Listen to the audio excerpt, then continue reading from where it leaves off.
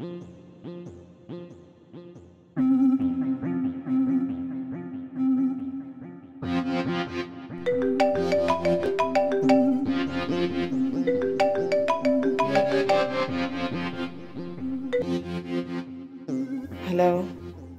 माया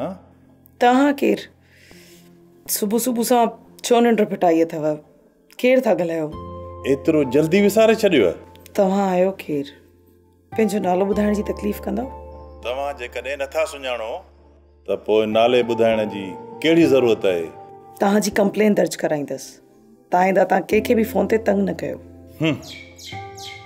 एतिरी कावड़ न कयो किरण साहिबा आईंदा तव्हांखे फ़ोन कोन कंदुमि पर तव्हां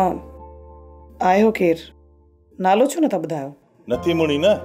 त ॿुधायां थो त मां साबिर आहियां साबिर सॉरी छाजी सारी असल में मूं तव्हांखे सुञातो कोन इन जे लाइ सॉरी ॿुधायो सुबुह सुबुह कीअं यादि कयो अथव तव्हांखे विसारियो ई किथे आहे पर तव्हांजी वरी कहिड़ी ॻाल्हि कजे जो 24 कलाकनि खां अॻु में ई तव्हां मूंखे विसारे छॾियो अव्हां जूं वॾियूं महिरबानियूं साबिर साहब तव्हां ते त का महिरबानी कोन कई अथमि हा पर हाणे सोचियो आहे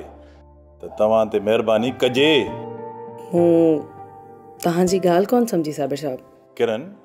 तव्हांखे गाॾी ॾाढी वणंदी आहे न तव्हां मुंहिंजे शोरूम ते अचो तव्हांखे मां किस्तनि वारी कार ॾियां ऐं हूअं बि तव्हांखे कार ॾाढी वणंदी आहे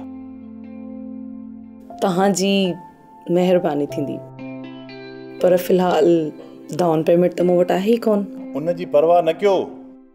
एडवांस कंहिं कमर्शियल जी पेमेंट में ॾेई छॾींदासीं अच्छा ॿुधो मां शोरूम ते तव्हांजो इंतज़ारु कंदुमि ठीकु आहे वॾी महिरबानी साबिर साहब मां हींअर ई तयारु थी अचां थी ओके आई ॼार में मच्छी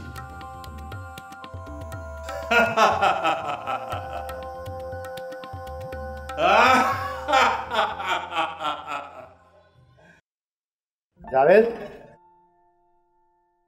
ही सामान खणी गाड़ी में पहुंचाए जी अदा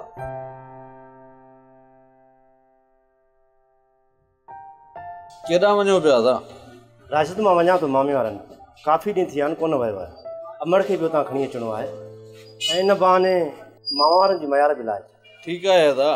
पर मोटन जी कजो हा बसि मामे वारनि सां मिली उतां जल्दी अमड़ खे खणी आऊं वापसि ड्रामा सीरियल सिलसिला मोहब्बतुनि जा तमाम एपिसोड्स ॾिसो हाणे HD क्वालिटीअ में विज़िट करियो असांजो YouTube channel Sindh TV HD drama